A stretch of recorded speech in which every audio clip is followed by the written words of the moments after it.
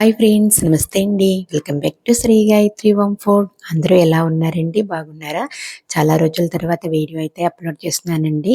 కొంచెం పర్సనల్గా పని ఉండటం వల్ల, అలాగే హెల్త్ కూడా సహకరించిపోవటం వల్ల వీడియో అయితే అప్లోడ్ చేయలేకపోయానండి.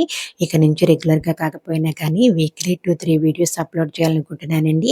ఇప్పటి వరకు మన ఛానల్ని ఆదరిస్తున్నటువంటి ప్రేక్షకులందరికీ, అలాగే సబ్స్క్రైబ్ చేసుకున్న ప్రతి ఒక్కరికి పేరు పేరున ధన్యవాదాలండి. మరి ఈ వీడియో అయితే మన కిచెన్లో ఈరోజు చూపించబోయే రెసిపీ వచ్చి ఎంతో స్పైసీగా, చాలా సింపుల్గా చేసుకునే విధంగా మష్రూమ్ ఫ్రైడ్ రైస్ అయితే చూపించబోతున్నానండి. ఈ వీడియోని ఏమాత్రం స్కిప్ చేయకుండా పూర్తిగా చూడండి. టేస్టీగా మీరు కూడా మష్రూమ్ రైస్ని అయితే తయారు చేసేయగలుగుతారు.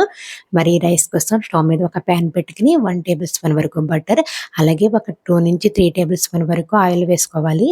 ఆయిల్ వేడైన తర్వాత, బటర్ మెల్ట్ అయిన తర్వాత ఒక 2 మీడియం సైజ్ ఆనియన్స్ని కట్ చేసి వేసేసుకోండి. అలాగే 1 టేబుల్ స్పూన్ వరకు అల్లం, వెల్లుల్లి, పచ్చిమిర్చిని మెత్తని పేస్ట్లా ప్రిపేర్ చేసి వేసుకున్నాను.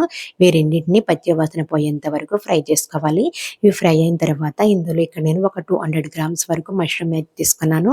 వీటిని నీట్గా క్లీన్ చేసుకున్న తర్వాత గోరువెచ్చని వాటర్తో శుభ్రంగా వాష్ చేసుకోండి. వాష్ చేసుకున్న తర్వాత ఈ మష్రూమ్స్ని వాటర్ స్ట్రెయిన్ చేసేసి ఇందులో వేసేసుకోండి.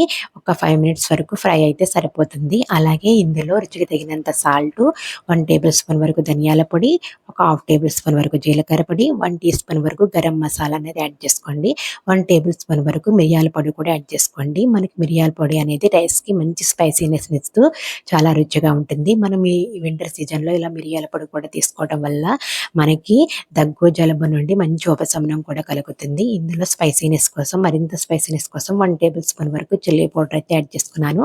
మీరు తినే స్పైసీనెస్ని బట్టి చూసి కారం అనేది యాడ్ చేసుకోండి. మసాలాలు అనేది మష్రూమ్కి పట్టే విధంగా ఇలా కొద్దిసేపు మిక్స్ చేసుకున్న తర్వాత ఇందులో ఒక 100-150 ml వరకు హాట్ వాటర్ అయితే యాడ్ చేసుకోండి. వేడి నీళ్ళు యాడ్ చేసుకుని వాటర్ అనేది దగ్గరికి అయ్యేంత వరకు మష్రూమ్స్ అయితే ఇలా ఉడికించుకోండి. ఇవి ఉడికిపోయిన తర్వాత ఇందులో నేను 1 గ్లాస్ వరకు రైస్ తీసుకున్నాను. ఒక 250 గ్రామ్స్ వరకు బాస్మతి రైస్ని ఇలా పొడి పొడిగా ఉండే విధంగా ఉడికించుకున్నాను. ఈ రైస్ని అయితే ఇప్పుడు ఇందులో వేసేసుకుని నెమ్మదిగా టాస్ చేసుకోండి. మరి మీరు బాస్మతి రైస్తో కాకుండా నార్మల్ రైస్తో అయినా ప్రిపేర్ చేసుకోవచ్చు. ఏ రైస్తో చేసినా కానీ టేస్టీగానే ఉంటుంది ఫ్రైడ్ రైస్ అనేది. ఇలా ఒక 5 మినిట్స్ అనేది ఇలా మిక్స్ చేసుకుంటే సరిపోతుంది. ఎక్కువగా ఓవర్గా రైస్ అనేది బ్రేక్ అవ్వకుండా మిక్స్ చేసుకోండి. ఇప్పుడు ఇందులో కొంచెం గార్నిష్ కోసం కొత్తిమీర యాడ్ చేసుకుంటే ఎంతో టేస్టీగా, పోషకాలతో కూడినటువంటి మష్రూమ్ ఫ్రైడ్ రైస్ అయితే రెడీ అయిపోయిందండి. మరి ఈ మష్రూమ్ ఫ్రైడ్ రైస్ని చాలా ప్రోటీన్స్, విటమిన్స్, ఎన్నో ఔషధ గుణాలు ఉన్నటువంటి ఈ మష్రూమ్స్ని మన డైట్లో తప్పకుండా తీసుకుంటూ ఉండాలి. బ్రెయిన్ హెల్త్కి కూడా చాలా మంచిదంటండి. కొలెస్ట్రాల్ లెవెల్ని కూడా బాగా తగ్గిస్తుంది.